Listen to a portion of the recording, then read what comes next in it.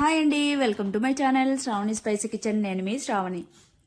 ఇవాళ అయితే నేను టమాటోతో తొక్కు ఎలా చేసుకోవాలో చూపించేస్తాను.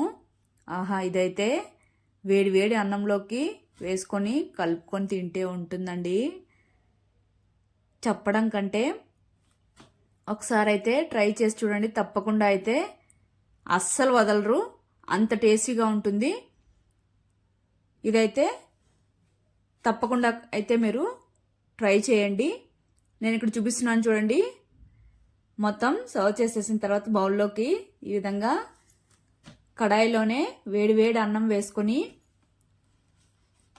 గరిటతో కాకుండా చేత్తో ఈ విధంగా కలుపుకొని ముద్ద నోట్లో పెట్టుకుంటే ఉంటుందండి. అయినా ఎంతమంది ఇదే విధంగా చేస్తారో కామెంట్ చేయండి. ఈ విధంగా చేసి తింటే మాత్రం ఇంకా ఎక్స్ట్రా టేస్టీగా ఉంటుంది. ఇదైతే తప్పకుండా అయితే ట్రై చేయండి. ప్రాసెస్ కూడా చాలా అంటే చాలా సింపుల్గా అయిపోతుంది. టేస్ట్ కూడా అలానే ఉంటుంది. అస్సలు నోరు బాగాలేనప్పుడు, ఏదైనా బాగా స్పైసీగా తినాలి అన్నప్పుడు ఇది తప్పకుండా ట్రై చేయండి. నాకైతే నోట్లో నీళ్ళు వచ్చేస్తున్నాయి చూస్తుంటేనే. లేట్ చేయకుండా అయితే ప్రాసెస్లోకి అయితే వెళ్ళిపోదాం. ముందుగా అయితే కడాయి పెట్టుకొని ఒక 2 స్పూన్ల దాకా మెంతులు వేసుకొని ఈ విధంగా కాస్త దోరగా వేయించుకోవాలి. మెంతులు అనేవి వేగిన తర్వాత 2 స్పూన్ల దాకా జీలకర్ర కూడా వేసుకొని అది కూడా కాస్త ఫ్రై చేసుకోవాలి.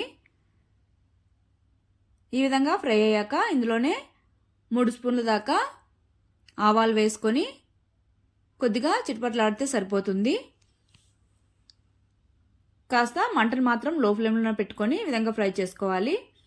ఫ్రై అయ్యాక తీసి ప్లేట్లో పక్కన పెట్టుకొని చల్లారనివ్వాలి. ఇక్కడైతే నేను 350 గ్రామ్స్ అయితే టమాటోలు తీసుకున్నాను. బాగా వాష్ చేసేసుకొని పొడి క్లాత్తో బాగా తుడిచేసుకోవాలి, అసలు తేమ ఉండకుండా. తర్వాత ఈ విధంగా పైన కట్ చేసేసుకొని నేను చూపిస్తున్నట్టుగా పీసెస్ అయితే కట్ చేసేసుకోవాలి. ఈ విధంగా మొత్తం బాగా పీసెస్ కట్ చేసేసుకున్నాక ఒక మిక్సర్ జార్ తీసుకొని అందులోకైతే మొత్తం ట్రాన్స్ఫర్ చేసేసుకోవాలి. తర్వాత మెత్తగా మిక్సీ పట్టేసుకోవాలి. అసలు అంటే టమాటో అనేది ఉండకుండా బాగా ప్యూరీలాగా మిక్సీ పట్టేసుకోవాలి ఈ విధంగా. తర్వాత స్టవ్ మీద కడాయి పెట్టుకొని ఆయిల్ వేసుకోవాలి. ఆయిల్ వేసుకున్నాక మనం మిక్సీ పట్టుకున్నాం కదా టమాటో ప్యూరీని మొత్తం ఇందులోకి వేసేసి బాగా కలుపుతూనే ఉండాలి. మంటను మాత్రం లో టు మీడియం ఫ్లేమ్లోకి అడ్జస్ట్ చేసుకుంటూ మధ్య మధ్యలో ఈ విధంగా మూత పెట్టుకొని కలుపుకుంటూ ఫ్రై చేసుకోవాలి. ఇందులోనే ఒక నిమ్మకాయ సైజ్ అంతా చింతపండును కూడా వేసేసుకొని కాస్త దగ్గర పడేంత వరకు మధ్య మధ్యలో కలుపుతూనే ఉండాలి. ఇది ఇంత లిక్విడ్గా ఉంది కదండి, బాగా దగ్గర పడిపోవాలి. అంతవరకు అయితే ఫ్రై చేసుకుంటూ ఉండాలి. అంతలోపు మనం వేసిన చింతపండు కూడా గుజ్జులాగా అయిపోతుంది. మొత్తం బాగా మిక్స్ అయిపోతాయి. చూడండి, ఈ విధంగా అయితే కలుపుతూనే ఉండాలి. కాస్త బాగా దగ్గర పడిపోయి నూనె పైకి తేలేంత వరకు మధ్య మధ్యలో మూత తీసి కలుపుకుంటూ ఉండాలి.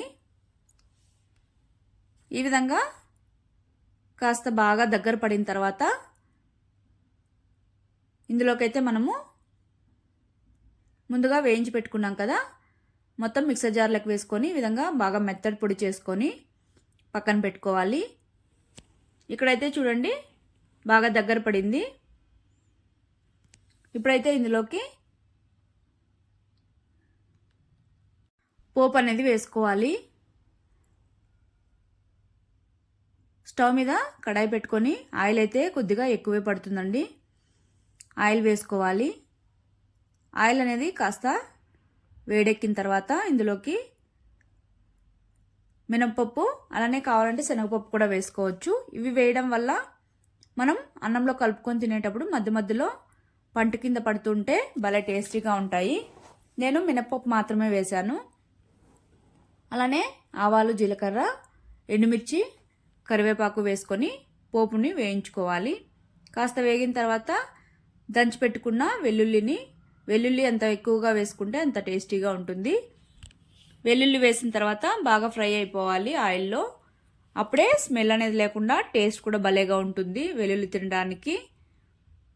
ఈ విధంగా ఫ్రై అయ్యాక ఇందులోనే కొద్దిగా పసుపు, తర్వాత 3 స్పూన్ల దాకా కారం. కారం అనేది కాస్త స్పైసీగా ఉంటేనే బాగుంటుంది. 3 స్పూన్ల దాకా వేసుకున్నాను. తర్వాత 2 స్పూన్ల దాకా అయితే సాల్ట్ అనేది చూసుకొని వేసుకోండి. వేసుకున్న తర్వాత పోపు మొత్తం ఒకసారి బాగా మిక్స్ చేసేసుకొని స్టవ్ ఆపేసి ఈ పోపును మొత్తం టొమాటో గుజ్జులోకి అయితే ట్రాన్స్ఫర్ చేసేసుకోవాలి. మొత్తం ఈ విధంగా వేసేసుకున్న తర్వాత ముందుగా అయితే టొమాటో గుజ్జు అలానే పోపు మొత్తం కలిసేలాగా 1 నిమిషం పాటు బాగా మిక్స్ చేసేసుకోవాలి. ఈ విధంగా మిక్స్ చేసుకున్న తర్వాత ఇందులోకి మనం పౌడర్ చేసి పెట్టుకున్నాం కదా, అది కూడా వేసేసుకొని బాగా మిక్స్ చేసేసుకోవాలి. చూసారు కదా, చాలా సింపుల్గా అయిపోతుంది. అలానే టేస్ట్ మాత్రం భలేగా ఉంటుందండి. నాకు చెప్తుంటేనే నోట్లో నీళ్ళు వచ్చేస్తున్నాయి, అంత టేస్టీగా అయితే ఉంటుంది. ఇదైతే ఎయిటెడ్ కంటైనర్లో పెట్టేసి ఒక 3 డేస్ తర్వాత అయితే ఇంకా టేస్టీగా ఉంటుంది. ఇది సర్వ్ చేసేసుకొని వేడివేడి అన్నంతో కలుపుకొని తింటే మాత్రం వేరే లెవెల్లో ఉంటుందండి. అసలు వదలకుండా గిన్నె మొత్తం ఖాళీ చేసేస్తారు, అంత టేస్టీగా ఉంటుంది. సో తప్పకుండా ట్రై చేయండి. ట్రై చేశాక నచ్చినట్టయితే సబ్స్క్రైబ్ చేసుకోండి. బాయ్.